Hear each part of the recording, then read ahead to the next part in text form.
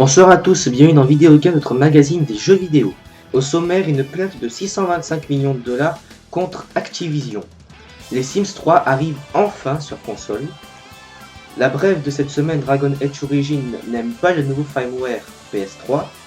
Et le thème de cette semaine sera le cultissime Super Mario 64, jeu édité et développé par Nintendo et sorti en 1997 en Europe sur Nintendo 64 évidemment.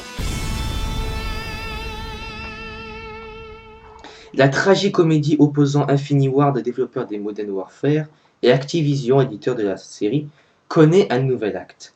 Un groupe de 38 personnes répondant au nom de Infinity Ward Employee Group assigne l'éditeur en justice et lui réclame au total la somme potentielle de 625 millions de dollars, soit 475 millions d'euros. La somme se découpe comme suit. Tout d'abord, les plaignants réclament à Activision le versement de bonus impayés s'élevant à 54 millions de dollars. Selon les plaignants, Activision aurait tardé à effectuer ces paiements afin de retenir les développeurs et les contraindre à travailler sur Modern Warfare 3. Du coup, ils espèrent bien voir arriver ces bonus accompagnés d'une substantielle compensation portant le versement final à une somme comprise entre 75 et 125 millions de dollars. Ce pour le simple retard de paiement, auquel il faut ajouter le refus délibéré de verser l'argent afin de prendre les employés en otage. Pour cet acte calculé à dessein, l'Infinity Ward Employee Group réclame un dédommagement qui pourrait s'élever à 500 millions de dollars.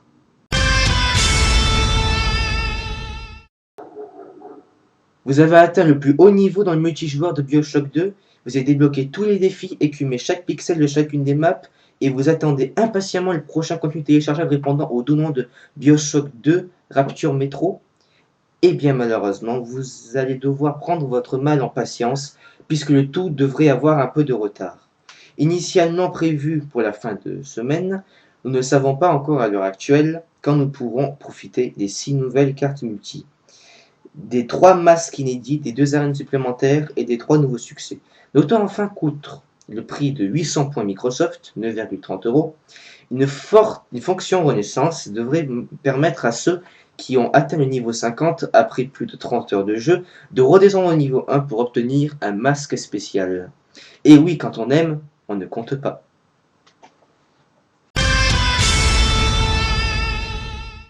On passe maintenant avec la brève de cette semaine. La dernière mise à jour du firmware PS3, la version 3.30, est en train de faire hurler tous les joueurs de Dragon Age Origins. En effet, après l'installation de cette nouvelle version, le RPG de BioWare se met à souffrir de problèmes de freeze bloquant carrément son lancement. BioWare dit avoir connaissance du problème, mais n'a pas la moindre idée de ce qui le provoque, n'arrivant pas à reproduire les conditions de plantage. On ignore encore quand précisément, aux environs de l'automne, mais les Sims 3 va envahir le monde merveilleux des consoles de jeux Xbox 360, PS3, Wii, DS et PSP. Tout le monde y aura droit. Electronic Arts modifie pour le coup son interface afin d'optimiser au mieux le jeu et surtout de l'adapter à ses nouveaux et divers supports. En outre, quelques nouveautés feront leurs apparitions comme les pouvoirs du karma qu'il faudra savoir employer avec justesse de peur que le destin ne se retourne contre soi. Une interface simplifiée permettra de plus aux joueurs connectés d'échanger du contenu. Du côté de la Wii, les joueurs pourront profiter d'une nouvelle ville au bord de la mer avec des habitants, des traits de caractère, des métiers ou encore des souhaits à long terme uniques. Jusqu'à 4 joueurs pourront s'affronter dans le nouveau jeu Moment de Vie afin de gagner des récompenses. Quant à la DS, les joueurs pourront utiliser le stylet pour construire les maisons de leurs Sims avec des outils, dessiner des murs, des sols, des personnaliser pratiquement tout. Des objets décoratifs aux textures en passant par bien d'autres éléments.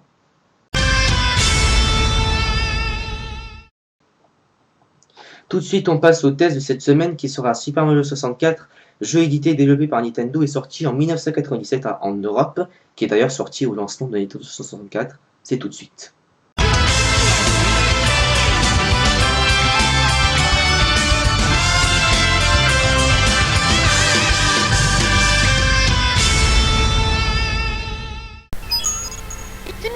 Mario. Voilà, donc c'est Super Mario 64 que l'on va tester aujourd'hui dans Video Games. Alors, par contre, un petit défaut, ouais, je baisse un peu le son du jeu pour qu'on réussisse à m'entendre, voilà. Donc, Super Mario 64 qui est un jeu édité et développé bien entendu par Nintendo, je ne veux pas qui d'autre peut l'éditer et peut le développer. Hein. Et Super Mario 64 qui est vraiment un jeu qui a vraiment fait un succès immédiat et même à l'heure actuelle est impressionné par bon nombre de personnes, qui est sans doute le meilleur jeu de la saga Mario et qui sur Nintendo 64 souffre d'aucun défaut, quasiment d'aucun défaut, de bugs peut-être, mais d'aucun défaut. Donc on va commencer Super Mario 64 tout de suite, c'est parti. Donc ce test sera bref parce qu'il n'y a pas vraiment grand chose à vous dire, donc j'abrège. Donc là nous sommes en dehors du château, on contrôle Mario. Voilà, on tourne, on a différentes vues, on a la vue là qui tue et on a la vue Mario, on a la vue éloignée aussi également. Voilà, pour les vues on a aussi des sauts périlleux comme celui-là, des sauts périlleux en faisant 3 sauts à la suite en avançant bien sûr. Voilà, Mario est super fort. Alors donc on va tout de suite aller sur le premier niveau puisqu'on a une étoile, non le deuxième plutôt puisque c'est le deuxième niveau à faire. Parce que je vais être très bref sur ce jeu puisqu'il n'y a pas vraiment grand chose à vous dire. Donc s'il y a des bugs là, comme par exemple il y a un bug, c'est que là normalement il y a une étoile mais elle apparaît pas, l'étoile est sur la porte. Tout simplement c'est un bug de l'émulateur et qui dans le jeu dans le vrai jeu natif il n'y est pas. Donc on va commencer par battre le boss et attribuer vite la note. Oui déjà enfin pas maintenant quand même parce qu'on va quand même explorer le monde et tout ça, voilà. Et même il y a eu une faute je crois, mais je crois que c'est bien encore lié à l'émulateur. Donc voir ça à l'époque en 1998 c'était impressionnant. Bon pour la 3D peut-être, mais franchement pour la pixelisation à mort sur la PlayStation, je peux vous dire que là Super Mario 64 a vraiment révolutionné le monde, j'allais dire le monde de la 3D, je dis n'importe quoi. Enfin oui, en quelque sorte, puisque c'est un jeu qui est franchement a demandé beaucoup d'efforts de la part de Nintendo. Beaucoup d'efforts surtout pour ça. Parce que c'est un jeu qui a pris, je crois, des années de développement. Qui au départ, ah non c'était pas au départ, c'était après, parce qu'il y aurait pu avoir une suite mais ça a été découpé en deux, je vous explique. Parce que Super Mario 64 devait avoir une suite sur GameCube nommée Super Mario 128 qui est un prototype, hein, même pas une bêta. Super Mario 128, pourquoi 128? Parce que 128 et on peut contrôler aussi 128 Mario, dont un qui vient de tomber. 128 Mario que vous contrôlez, en fait j'ai pas trop compris le principe, mais c'était un projet sur 128 qui finalement a été découpé en deux, c'est-à-dire en Super Mario Sunshine d'un côté et d'un autre jeu, je ne me rappelle plus lequel, d'un autre. On pourrait me dire peut-être sur le chat où c'est une émission diffusée, parce que là pour l'instant pour les tests c'est un peu catastrophique. Soit sur le chat ou soit sur les commentaires de l'espace vidéo, le nom de ce jeu qui a été découpé en deux. Il me semble que c'est un autre jeu, pas du tout dans l'univers Mario, c'est un autre mais je sais plus lequel c'est. Voilà un peu pour Super Mario 64. Franchement on n'a pas grand chose à dire dans ce jeu tellement il est tellement son jeu, son concept est simple comme bonjour. Et franchement il n'y a pas grand chose à vous dire, bien qu'il y a plusieurs niveaux et que l'endurance est assez longue et vous pouvez passer des heures et des heures sans vous lasser dans ce jeu. Donc on va tout de suite attribuer la note à ce jeu Super Mario 64 sur Nintendo 64. Décidément il n'y a que les 64 partout. Avec le gros tombe, voilà, c'est parti. Donc pendant que je bats le gros plein de soupe, on va attribuer la note à ce jeu. Donc pour les graphismes on a 9 sur 10. 9 sur 10, un jeu étonnamment bien fait pour l'époque et qui exploite toutes les capacités graphiques de Nintendo 64. Bon, enfin pas vraiment tous, là je l'ai manqué. Pas vraiment tous, mais enfin si c'est pas vraiment tous, c'est vraiment très subtil. Voilà. Animation 9 sur 10, le jeu ne souffre d'aucun problème de framerate. En même temps, pour ce genre de jeu, je pense pas que, enfin je sais pas si ça existait de framerate à l'époque, mais c'est possible que ça existe, mais le jeu est parfaitement fluide. Voilà.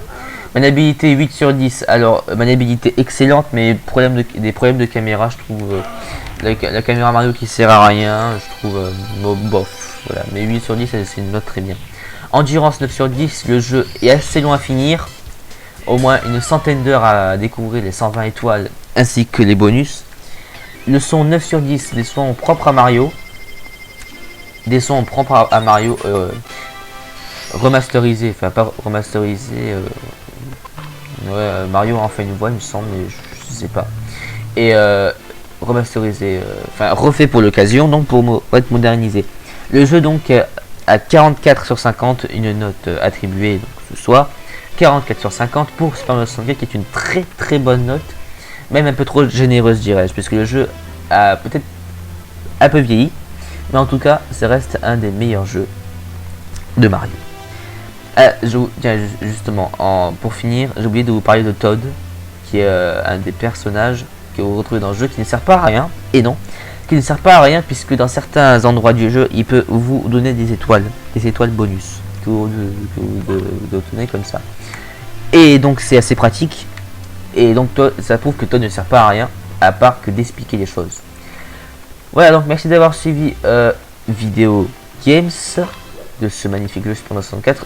Alors maintenant, la question se pose, est-ce qu'on va tester un jeu d'aventure ou un jeu de course ou un autre genre de jeu? Eh ben, réponse à cette question la semaine prochaine sur Canal 12, sur Video Games, sur Video Games, sur Canal 12, voilà. Donc avec cette magnifique glissade, je vais vous quitter, donc je vous retrouve la semaine prochaine pour un test d'un nouveau jeu et des nouvelles actualités des jeux vidéo. Voilà, merci de m'avoir suivi. À la semaine prochaine et à tout à l'heure dans le Grand Bazar si l'émission est diffusée, parce que comme je vous l'ai dit, c'est pas sûr. Donc à tout à l'heure peut-être et à la semaine prochaine pour Video Games.